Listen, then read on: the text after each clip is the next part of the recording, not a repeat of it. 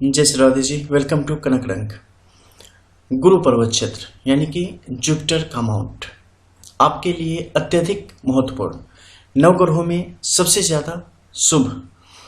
अगर ये किसी व्यक्ति के जीवन में बेहतर स्थिति में होते हैं तो उस व्यक्ति के जीवन से संघर्ष कम से कमतर होते चले जाते हैं। जीवन में बड़ा पद मिलने की स्थिति उनके लिए सुदृढ़ होती चली जाती है। जीवन में सफलता समय समय पर सही तरीके से उन्हें प्राप्त होती चली जाती है। इसके अलावा समाज में अपनों के बीच इनका मान हमेशा बरकरार रहता है। ऐसे लोग आध्यात्मिक तौर पे काफ़ी उन्नति करते हैं। अगर गुरु का पर्वत क्षेत्र आपके लिए बेहतर है तो आप जीवन में कुछ ऐसा करेंगे जिसके कारण आपका नाम बहुत बहुत दिनों तक चलेगा और आपके नाम से ही लोग आपके परिवारजनों को और आने वाली कुछ पीढ़ियों को जानने की स्थिति में होंगे। इसके अलावा आपके कार्य क्षेत्र में भी कुछ खास क्षेत्र हैं जिसमें अगर आप जाना चाहते हैं तो आपका एक गुरु का पर्वत क्षेत्र और गुरु ग्रह आपके लिए बेहतर होना ही चाहिए। खासकर आध्यात्म के क्षेत्र में अगर आप करियर बनाना चाहते हैं, खासकर कर्मकांड से संबंधित, इसके अलावा एस्ट्रोलॉजी से संबंधित, पूजा पाठ वगैरह, तो इसके लिए गुरु आपके लिए प्रधान होना और गुरु बेहतर स्थिति में होना आपके लिए आवश्यक होता है। कुंडली के द्वारा भी इनके बारे में आप जान सकते हैं। इसके अलावा हथेली के द्वारा भी इनके बारे में आप समझ सकते हैं कि आपके लिए बेहतर है या नहीं। इसके अलावा भी कुछ और कार्य क्षेत्र हैं जैसे कि टीचिंग का लाइन हो गया, यानी कि अध्यापन करने का काम, पढ़ाने लिखाने का काम। इसके अलावा बहुत सारे ऐसे लोग होते हैं कि लिखने वगैरह का काम करते हैं, राइटिंग वगैरह का काम, बैंकिंग से संबंधित, चार्टर्ड अकाउंटेंट यानी कि सांख्यिकी से संबंधित, गणित से संबंधित जो भी कार्य होते हैं उसके लिए आपका गुरु का पर्वत क्षेत्र बेहतर हो तो आपको जीवन में संघर्ष की स्थिति कम होती है और सफलता आपको समय से प्राप्त होती चली जाती है।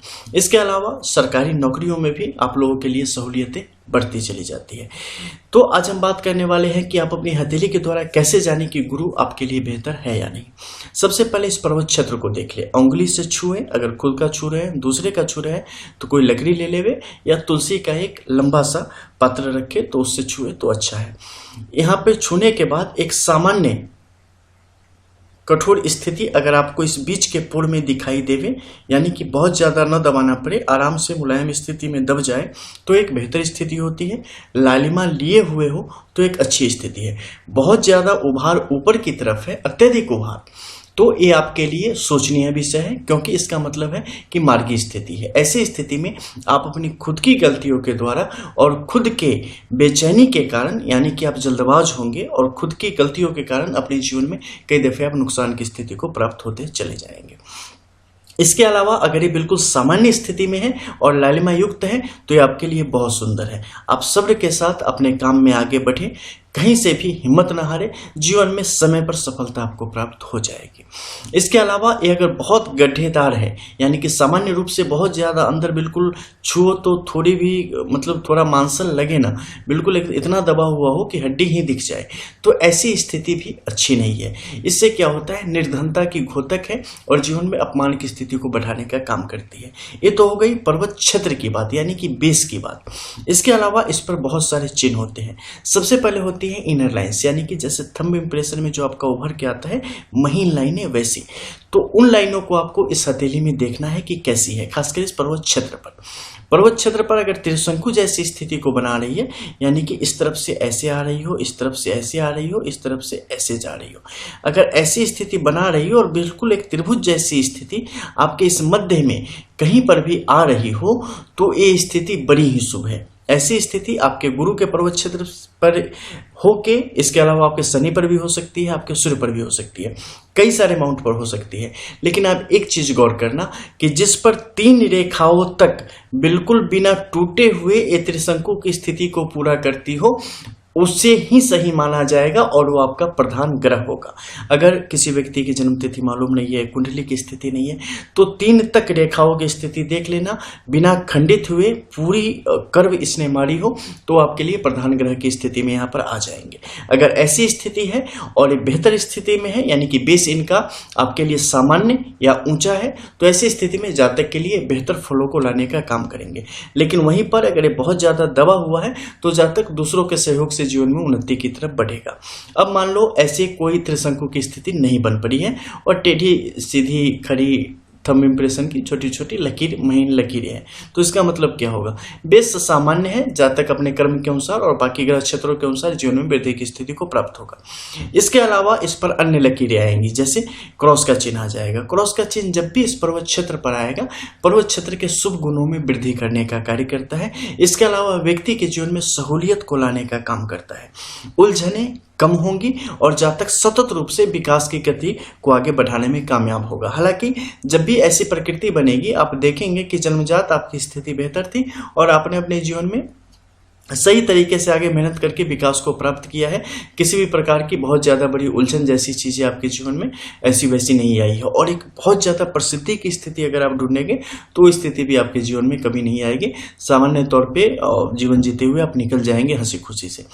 इसके अलावा यहाँ पर त्रिशूल की स्थिति भी कई दफे आपको देखने को मिलेगी। जब भी त्रिशूल की स्थिति देखने को मिलेगी तो आपको देखना है कि ऊर्ध्व रेखा या अर्धव रेखा की स्थिति में त्रिशूल का चिन्ह बना है, तो उसके आधार पर इसके फल आपको वहां पर प्राप्त होंगे। ऊर्ध्व अर्धव की क्या होगी, जब भी ऊर्ध्व होगी यानी कि नीचे से चलती हुई रेखा जो है ऊपर की तरफ जो गमन कर रही है, उसमें रेखाओं में त्रिशूल की स्थिति बनी है, तो इसका शुभ फल आपको होगा। अर्धव रेखाओं में होगा यानी कि नीचे की तरफ जाकर उनमें अगर त्रिशूल की स्थिति बन जाए, जैसे कि ये रेखा यहाँ से ना ऊपर की तरफ बढ़ी है, ठीक है, और यहाँ पे जड़ के क्षेत्र में आ जाए तो ये क्या हो जाएगा कि मिट्टी के नीचे वाली बात हो जाएगी, तो इसका लाभ जातक को उस तरीके से प्राप्त नहीं होता है।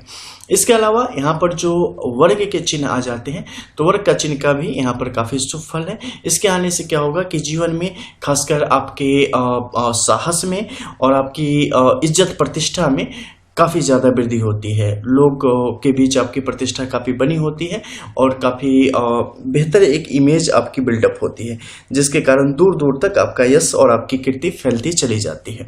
इसके अलावा यहाँ पर आपको त्रिभुज की स्थिति भी देखने को स्पष्ट तौर पे मिल सकती है।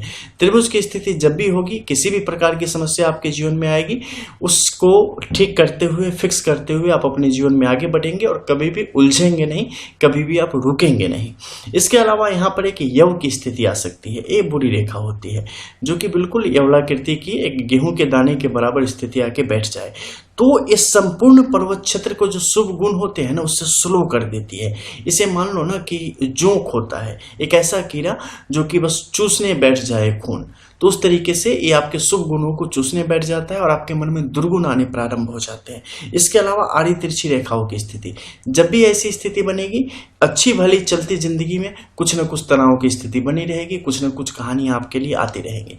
ये ऐसी रेखाएं हैं जो आपके लिए परिस्थितियों को विकट करती चली जाती है। इसमें भी गौर करने वाली बात है, ऊर्ध्व रेखाओं की स्थिति है, अर्धव रेखाओं की स्थिति है, टेम्पररी लाइन है, परमानेंट लाइन है, किस तरीके से आपके जीवन को प्रभावित करेगी, किस उम्र में प्रभावित करेगी। इन सब को देखेंगे तो आप एक नतीजे पर पहुंचेंगे कि किस तरीके से आपके जीवन को प्रभावित करने का काम करने वाली है। इसके अलावा जो एक अन्य रेखा है जो आपके मध्य के क्षेत्र से निकल के आगे की तरफ बढ़ती है, ये आध्यात्मिक गति को दिखाती है, आपके विकास को दर्शाने का काम करती है कि जातक आध्यात्मिक तौर पे कितनी उन्नति या कितनी अवनति को प्राप्त होगा। ये रेखा जितनी लंबी चलती चली जाएगी, जातक हृदय से उतना ही सुंदर होगा, उतना ही शुभ लक्षणों से युक्त होगा और दूसरों के लिए बेहतर सोचने वाला, बेहतर करने वाला होगा। आध्यात्मिक तौर पे इस जातक अपने जीवन में बड़ी उन्नति को प्राप्त करेगा और बड़ी दूर तक जाएगा। जरूरी नहीं है कि ऐसा व्यक्ति दिन भर हाथ में अगरबत्ती रखे ही रखे, नहीं रखेगा ना, फिर भी मानव रूप में ये देवता से कम जैसी स्थिति इस कलयुग में इसकी नहीं होगी। ठीक है, तो ऐसे लोगों की आध्यात्मिक तौर पे और आंतरिक ज्ञान, गूढ़ ज्ञान वाले होते हैं, वेदों के पाठी होते हैं, वेद का पठन पाठन करते हैं। इसके अलावा जो भी आध्यात्मिक चीजें हैं उनमें ये लोग रचते हैं, रसों के जानकार होते हैं। तो सारी चीजें इनके अंदर बहुत ही बेहतर तरीके से सामंजस्य इनके अंदर भरा पड़ा होता है। ये रेखा जितनी छोटी होगी, जातक के लिए कई दफे परिस्थितियां इस प्रकार से हो जाएंगी कि वो एक रास्ते पर नहीं रह पाएगा, उसका मन भटकता रहेगा, कभी भरोसा करेगा, कभी नहीं करेगा। तो ऐसी स्थिति इनके जीवन में आएंगी।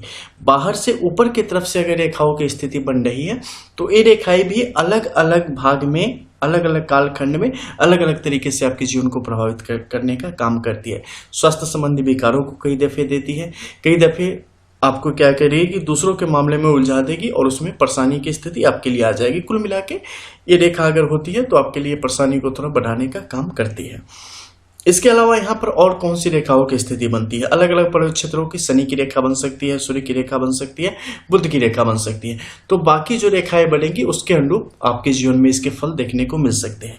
इसके अलावा मस्तिष्क रेखा से जुड़ते हुए जब यहाँ पर त्रिभुज की स्थिति बनेगी, ऐसे लोग काफी गुप्त ज्ञानी वाले होंगे और अपनी बात दूसरों के सामने खोलेंगे नहीं, अपने आप तक रखने की कोशिश हमेशा करेंगे और अपनी उन्नति में लगे रहेंगे। तो विभिन्न प्रकार की चीजें उनके जीवन में आ जाती है। अब बाहर से रेखाएं ऊपर की तरफ जाना शुरू होंगी, खासकर आपके जीवन रेखा से और मस्तिष्क रेखा को छूते हुए, और मस्तिष्क रेखा इस मध्य के क्षेत्र में जैसे कि इस हथेली में ऊपर की तरफ उभार लिए हुए है ना, तो ऐसी स्थिति में क्या होगा कि महत्वाकांक्षा बहुत ज्यादा तीव्र हो जाएगी।